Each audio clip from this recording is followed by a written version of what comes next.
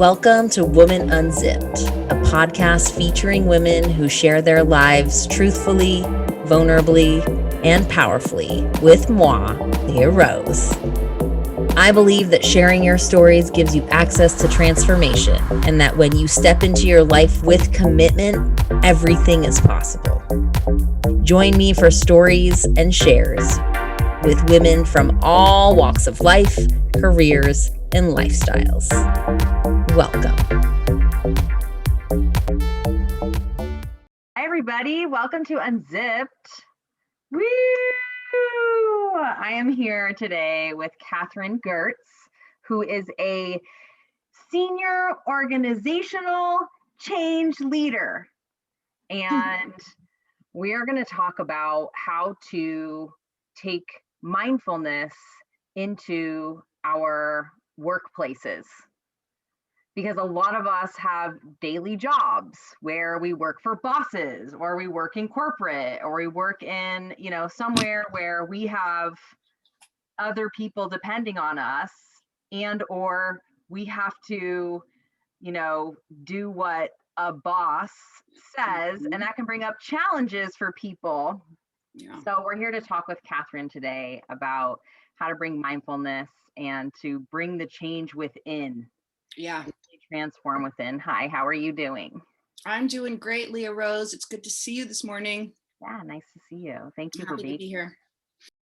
Cool. Okay, so what is a senior organizational change leader?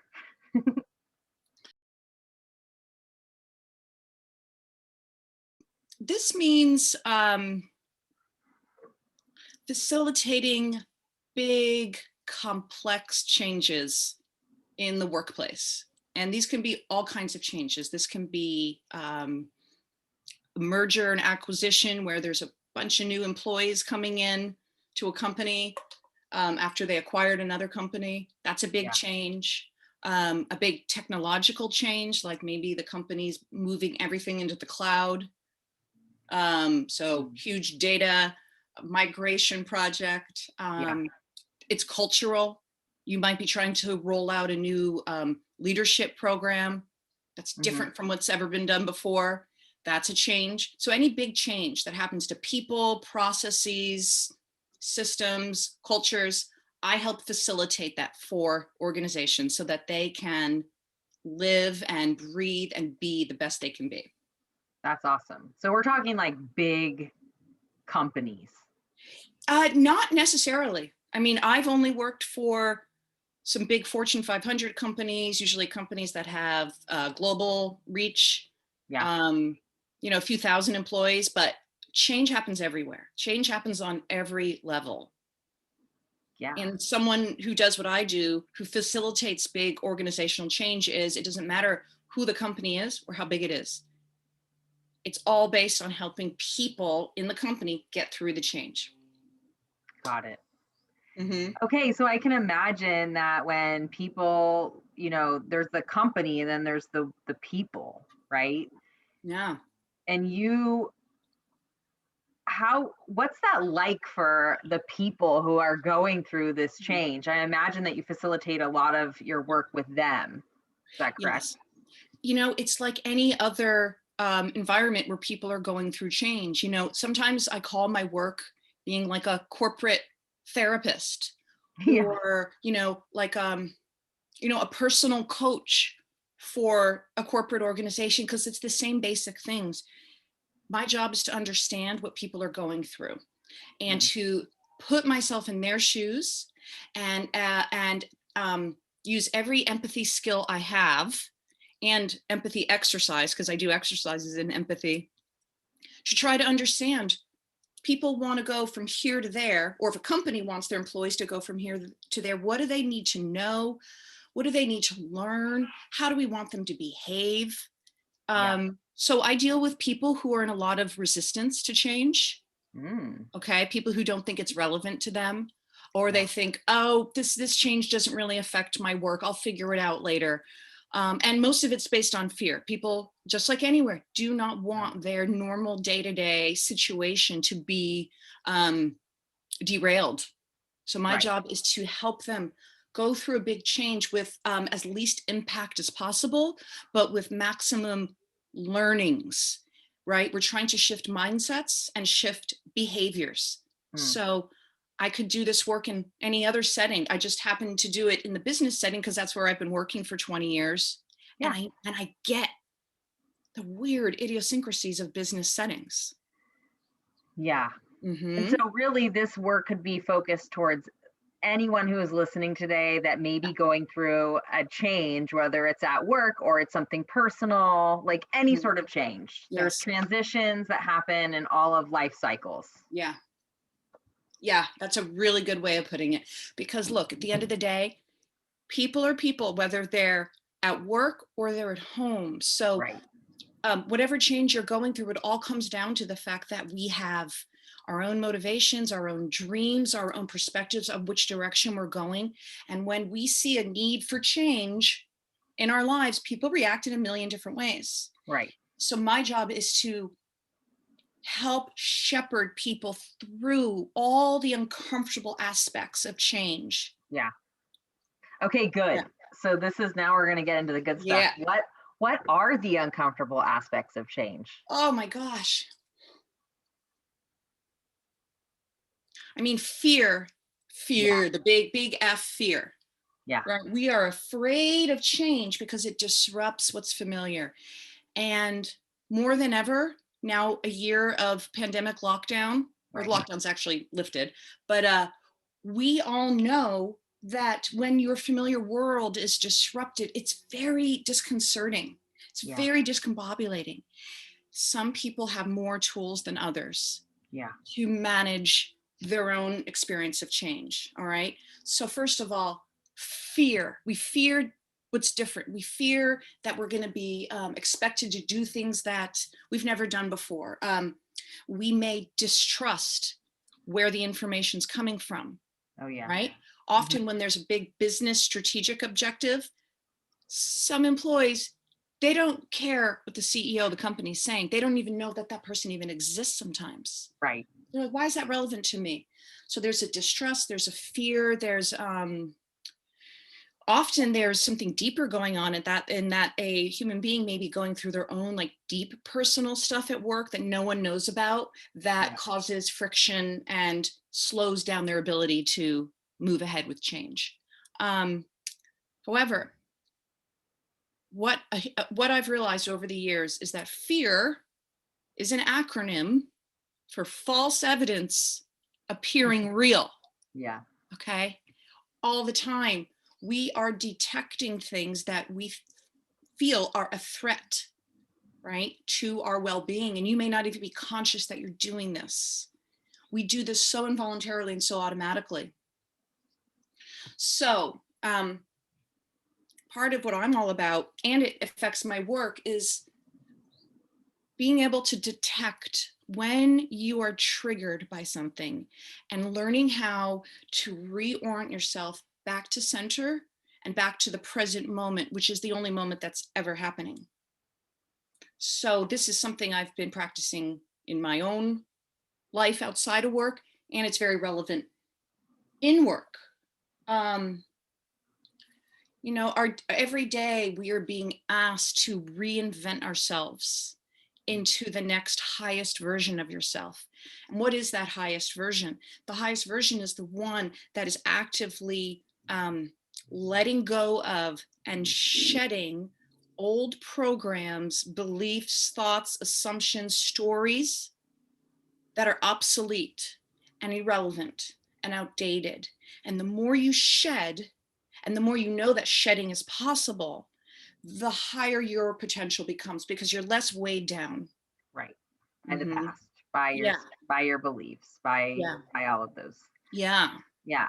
Okay. So let's take this. It's almost like though, in order to reinvent ourselves to that next highest level of ourselves and letting go, let's take, for example, like being at work and you're, you know, your boss asks you to do something that you really don't want to do, or maybe you're in a room full of people and someone says something about you that just triggers the hell out of you. Yes. How do you manage something like that? Yes. This is a topic that I'm super, super interested in right now.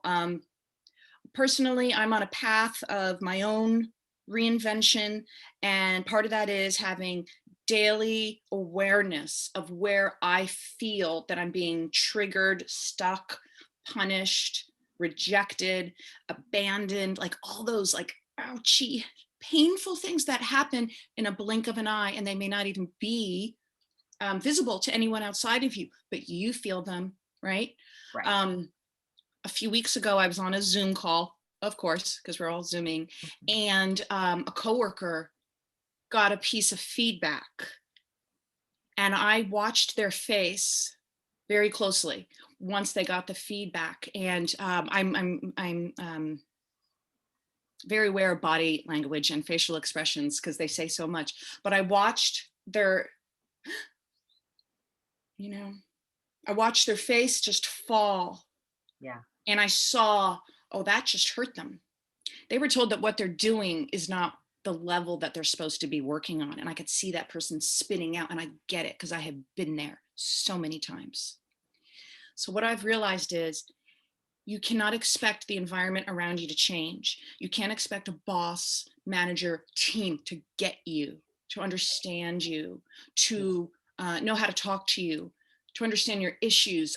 For a long time, I had this kind of like idealistic vision that one day I would find a workplace where people were all really tuned into each other. It's been 20 years. I have not found it yet. Wow. The work world the business world is a very flawed place. It's trying so hard to grow up, but it's going to take a long time to steer that ship around. So when you're feeling hurt, attacked, triggered, insulted at work, what I suggest is watch your tendency to immediately blame, to say, that person did that to me. You made me feel this way. I hate this place, right? Right. That may still pass through your mind, but what you really want to do is to see the victim coming up, see that voice, give her a kiss, say, not right now, babe. That's not where I'm going to be spending my time. Instead, what is happening in the moment? What information did you receive? What is the scenario that you feel triggered in, where you feel hurt, and how can you use that as a learning opportunity?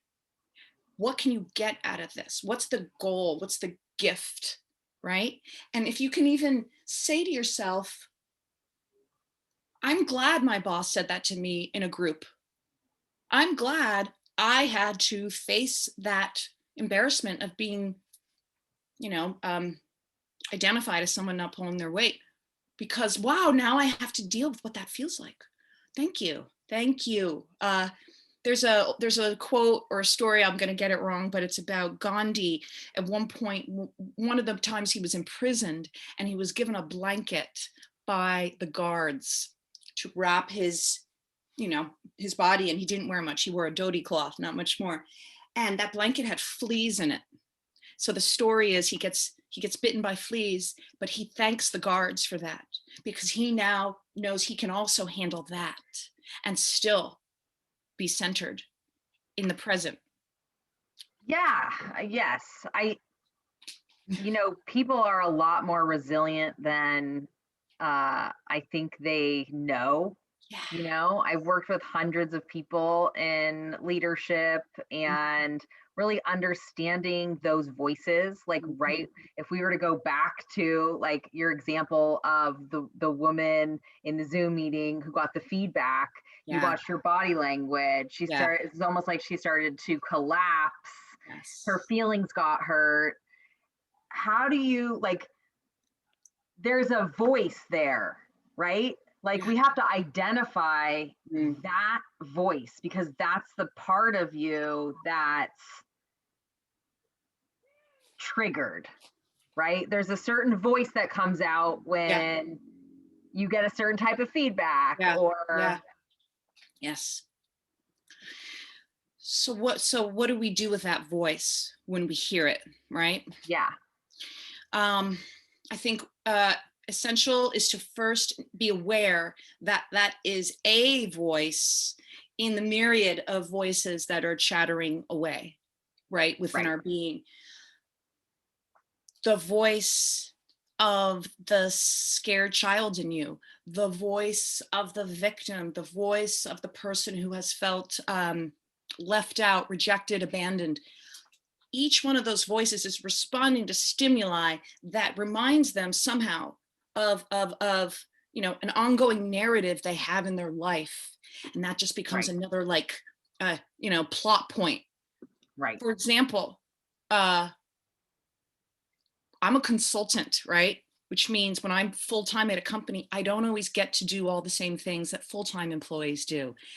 And when I first started as a consultant, I perceived this as not good enough, not worthy. Yep, I'm being rejected again. Yep, Yeah. I just don't have what it takes. Yeah, of course, they're all now leaving to go to the wine tasting and rock climbing day-long team building, and I'm not going because I suck.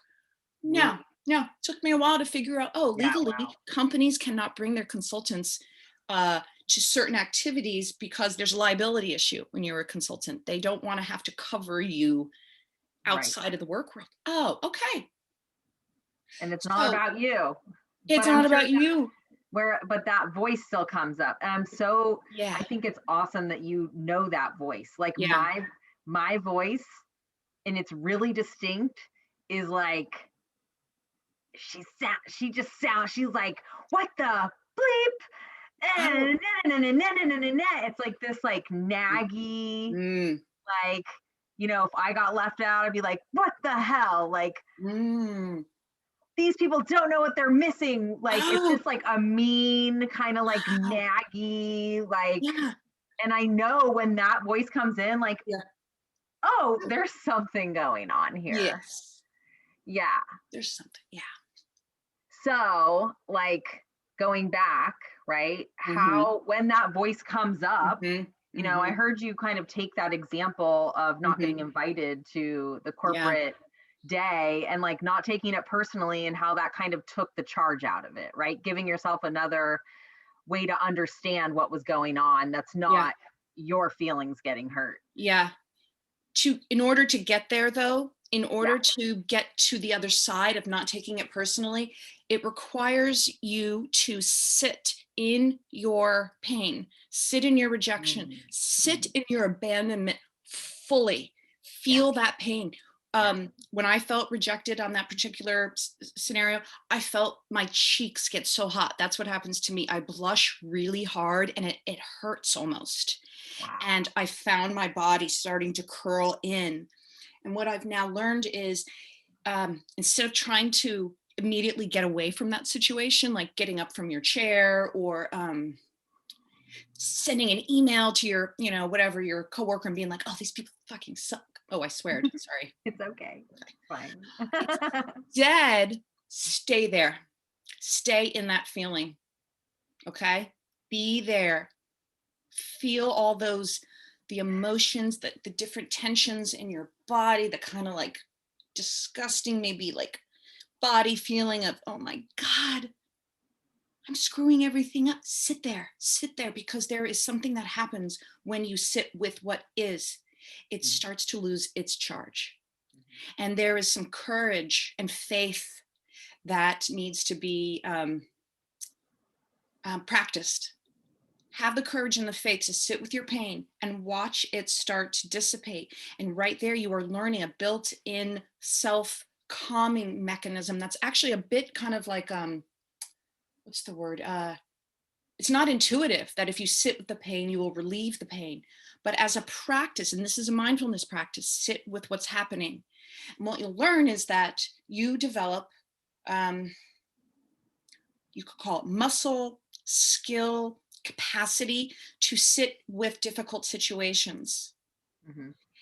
So then the next Right. time something may be difficult, okay, I'm just going to sit here and be completely open to what's happening. Yeah. I could go on and on, but this then sets into motion a new way of being. Okay. And it opens up, for me, it opens up my perception, it opens up possibilities. And I'm able to start considering that there is more going on in this situation than I realized. This person had to deliver some bad news to me. All these other people heard it. Well, maybe that's not all that's happening. Maybe the person delivering the news to you also feels terrible. Maybe they're in all their victim trigger stories. Okay, so you actually probably have something in common with that person. Or all the people that are watching you as you're getting this negative feedback. You know what? They're not making fun of you. They're feeling for you. They're like, oh my God, that's really hard on her. And gosh, I hope that doesn't happen to me. And if your coworkers seem like they're not caring or they're not paying attention, it's because they're in their own little world of suffering. And at work, it's not the environment always to really be like, come here, give me a hug, come on. Right. That's what's especially so when you're in Zoom. Oh my gosh, LeahRose, that's a whole other topic. How to do all this through a screen. Yeah. Whole other situation, but the mechanics are the same, is that nothing is what it seems. Nothing is as bad as it seems. So to create more space around whatever constriction you're feeling is the beginning of liberating yourself from all kinds of invisible blockers that maybe have prevented you from being promoted, or feeling that your opinion matters at work, or dreaming of other work. It's just incredibly freeing. It's creating space for other things to arise. Right. And you create that space by just sitting with the feelings. It's the beginning. Yeah. It's the beginning. Once you learn to sit with your pain, you are able to reorient to it. Okay. And you're able to actually parse out all the pieces of what's actually triggering you, and then going, are these things still real? Are these stories still real? I know I have carried around a story of, I'm not as smart as some of my coworkers. I happen to focus right now on technology change. So I have to learn data centers, cloud technology, software development. I mean, I know all these technologies, but I never know as much as the subject matter experts. So there was a reoccurring story of, you are not smart enough. You are not good enough. And that story had to break me down enough until I'm like, wait a minute. I'm not supposed to be the subject matter expert. I'm not the vice president of engineering. Yeah, exactly. I am your change consultant who is here to understand how all that techie stuff actually translates into impacts on actual human beings. That's my sweet spot. Right. I wish I had more guidance in this area earlier in my career, because I think I may have prevented accumulating a lot of narratives about who I am as a woman in the business world. Yeah. But it's what is. It's there's no looking back. Here I am now, and I feel that I have some of the scars to show that I've been there. Yeah. I've been there. I get what it feels like to suffer in your work challenges, and I'm here to tell you there is another way. There is another way of being. And it doesn't mean you need to meditate or get a life coach or learn about chakras. Yeah. It's about personal responsibility and personal accountability. Yeah. Right. Owning your shit. Yes. That's it. That's it. Own your shit. The other one for me is check yourself before you wreck yourself. Yeah. Right? That was like what, some like hip hop song from like, because it's bad for your health. yeah, right. So when you find you're about to vent or complain or bitch about something, or you're about to beat yourself up, check yourself. Is this a good use of my time right now? How else can I leverage this opportunity for growth? You know, there's even all these little techniques. Like I have my journal right here. There's a technique of, you know, you make a line down the middle of a piece of paper, and on one side you write like what I think is actually happening in this moment. Like, I'm about to be fired. Everyone hates me. I'm not smart enough. Right. I'm not fast enough. And then the other side, you can look at the stories that are behind that, right? And then actually a third column, what am I learning from this? What are my opportunities to learn here? Another example, I was speaking to a colleague recently about work they do where they were horribly rejected by one of their clients and badmouthed them, wrote terrible reviews about them, told people to never hire them.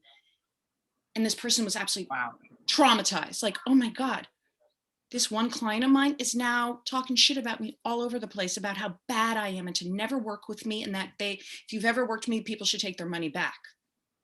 And that sucks. That hurts. But at one point I said, well, hey, now you know how to deal with that kind of client. Yeah. Now you are developing some mastery around difficult clients. Well, there you go. That's another thing you know how to do. Okay. Right, too. I like that. And I think we need another column for what are the facts, because I've seen all too many people, like, you know, your first example, like, oh, I'm going to get fired. I'm doing a terrible job. And then if we look at like what happened, or like what the fact was, is my boss called me and said, oh, you know, you had a couple typos in this piece of paper. Can you fix them? Yes. And then we'll keep going. And so that's not you getting fired or doing a terrible job. It's you made a couple mistakes and right? Yes, that's right. So what really happened, and what's your version of happened? And it doesn't become some kind of competition between what happened and what I think happened, right? Right. Because all of that is actually happening at the same time, and all those viewpoints are valid. Right. This is, again, back to spaciousness, to be generous with your awareness and go, okay, so that was just my boss asking me to fix a few typos. It triggered me into my whole thing about I'm always about to get fired and everyone wants to fire me. And then I'm going to be fired so much that I'm going to end up pushing a shopping cart and I will die. Right. That's where I go. Oh yeah, my shopping cart lady is there. She's like a totem or something for me. So whatever is happening, however you're reacting, however many old stories are coming up, as much fear, what is it? Oh my God, now I'm totally forgetting my acronym. False evidence appearing real. No matter how much is going on, is to allow enough space for all of that to be okay. Yeah. Oh, wow. One thing I've learned is to look at my experience with total curiosity. Like, whoa. Totally. Those are happening in the same moment. There's what happened, how I'm reacting, how I'm perceiving others. Whoa, aren't we just fascinating? Adorable. So cute. Yeah. Yeah. How cute we are. Yes. We're these flawed creatures that are just beautiful and sweet, you know, and I'm a deeply like affectionate person. Really love loving people. I love hugging people. I love assuring people. I love meeting people in the space of shared awareness of pain. That to me is transformational. Yeah. One day I hope I'm in an environment, a work environment, where you're at a work meeting and say the shit hits the fan, but then you're able to sit around that conference room table and everyone can look at each other and be like, whoa, that hurts. Right. Can we all feel that right now? Can we all feel how the energy shifted here? I mean, honestly, I just said, I want to work somewhere where that happens. I want to create that workplace. Yeah. Where it is completely safe to be fully human. And that to be fully human is not a detriment to your professionalism.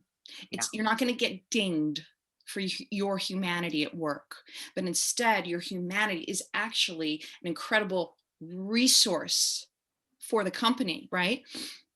When you think of business, you usually think of like products and revenue and how well a company's performing and their executives. When it really comes down to it, it's human beings that run companies. Right.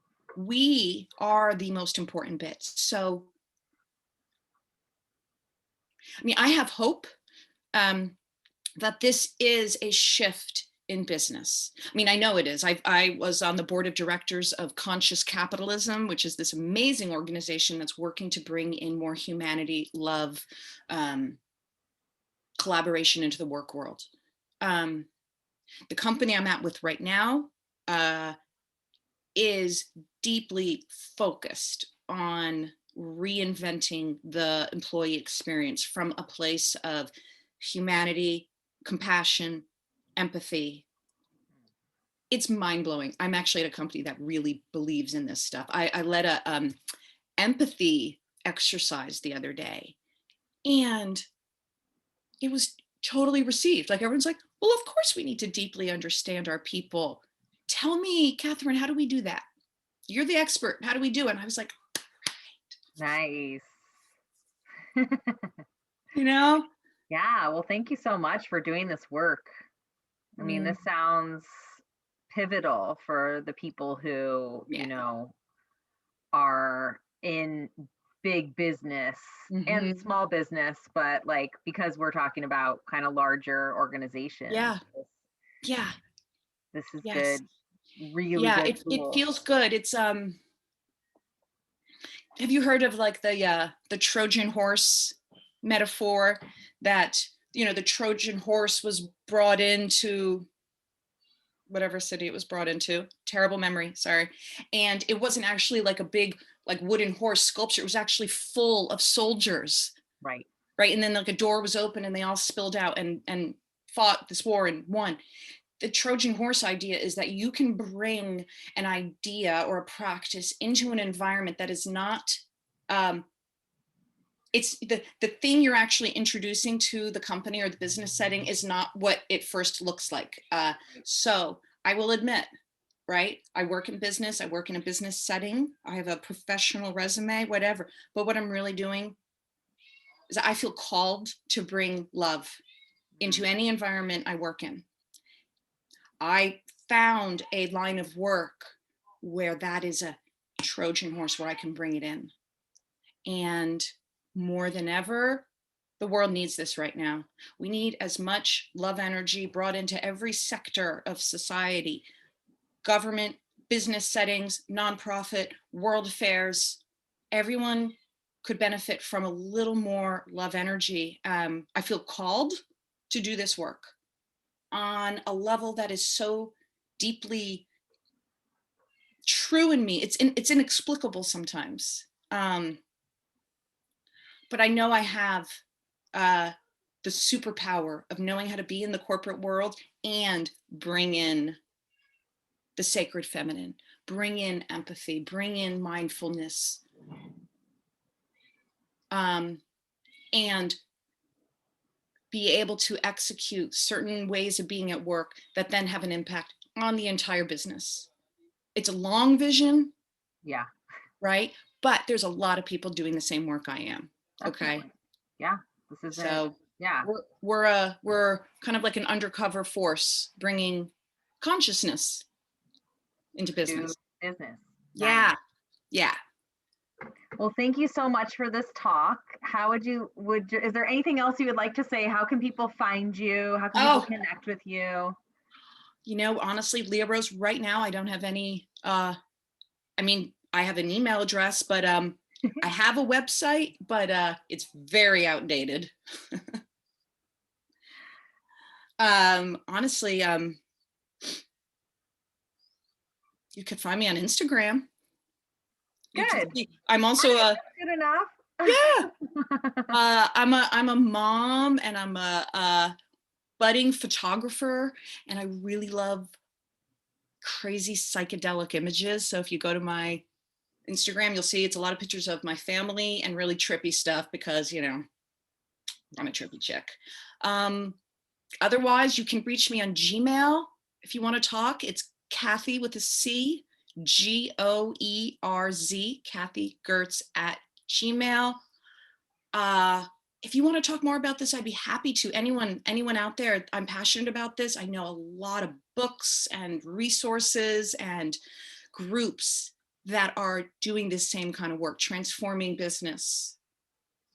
And I'm so thrilled, LeahRose, that I got a chance to share this with you and talk about this. Yeah, of course. It's just very exciting. The big shift happening. Thank you for listening. This has been a Global Turn On production.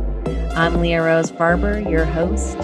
Make sure you check us out at www.globalturnon.com. Until then,